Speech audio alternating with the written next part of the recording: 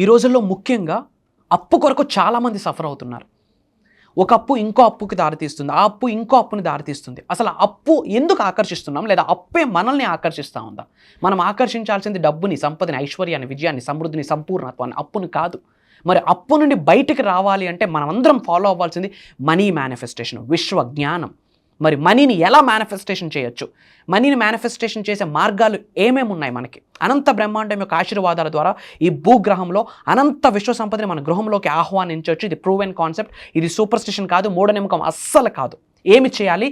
Money manifestation చేయాలి. For the first time మీ Shri vibrant Vamshi గారు మన హైదరాబాద్ వస్తున్నారు. తెలంగాణ హైదరాబాద్ రాబోతున్న మార్చి 2వ తారీఖు మార్నింగ్ 10 AM నుండి ఈవినింగ్ 6 PM వరకు లైవ్లో ఎన్నో మెడిటేషన్స్, ఎన్నో ప్రాక్టికల్ స్టఫ్ మీ అందరి చేత చేయించబోతా ఉన్నా.